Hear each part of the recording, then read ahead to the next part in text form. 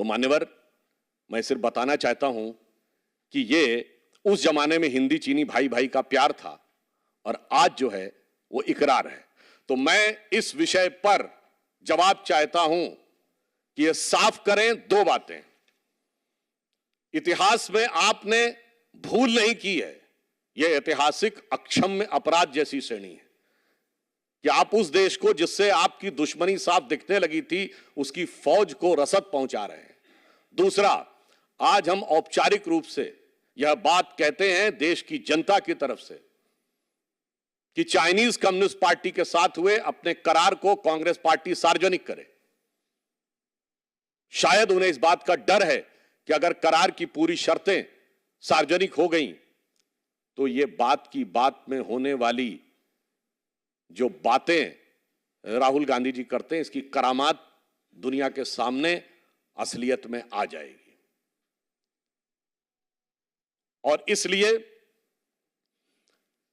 हम स्पष्ट रूप से कहना चाहते हैं कि मोदी जी के नेतृत्व में हमारी वर्तमान सरकार ने पूरी दृढ़ता के साथ भारत के सामरिक हित, भारत के कूटनीतिक हित और भारत के आर्थिक हित तीनों में अभूतपूर्व सफलता हासिल की है।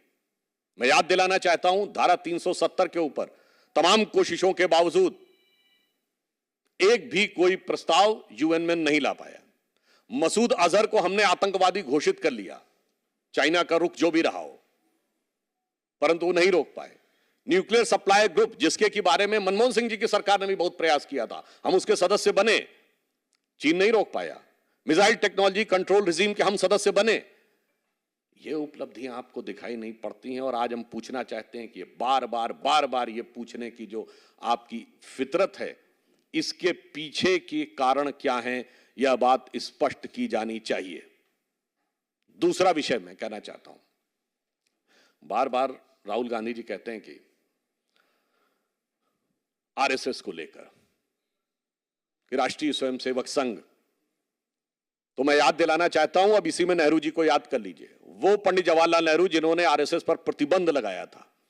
जब चीन ने 1962 में आक्रमण किया है, तब राष्ट्रीय स्वयंसेवक संघ ने जिस तरीके से साथ दिया सरकार का निस्वार्थ भाव से, उसकी नेहरू जी ने भूरी भूरी प्रशंसा की और अगले वर्ष यानी 26 जनवरी 1963 को गणतंत्र दिवस परेड में उनको इनवाइट किया। तो आज मैं पूछना चाहता हूं राहुल गांधी जी से कि आप सही थे या पंडित नेहरू सही थे? राष्ट्रभक्ति और राष्ट्र के चुनौती के कालखंड में राष्ट्रीय स्वयंसेवक संघ की भूमिका को लेकर। और इसके अतिरिक्त जो बात की बात में आप नफरती बयान आपके यहां से आते हैं, उसके बारे में आप क्या प्रतिक्रिया करते हैं? आपके वयोवृद्ध नेता अजीज कुरैशी जी, जो राज्यपाल रहे हैं, वो सीधे हिंसात्मक भड़काऊ भाषण देते हैं और इस ढंग की भाषा बोलते हैं कि लड़ना तो पड़ेगा ही, 1-2 करोड़ कम भी हो जाए तो फर्क नहीं पड़ता है। राहुल गांधी जी, ये नफरत की दुकान है कि मोहब्बत की दुकान है? वैसे इतना जरूर समझ में आ रहा है, नफरत हो या मोहब्बत है, ये केवल दुकान और केवल वोट की दुकान है और वोट की दुकानदारी है।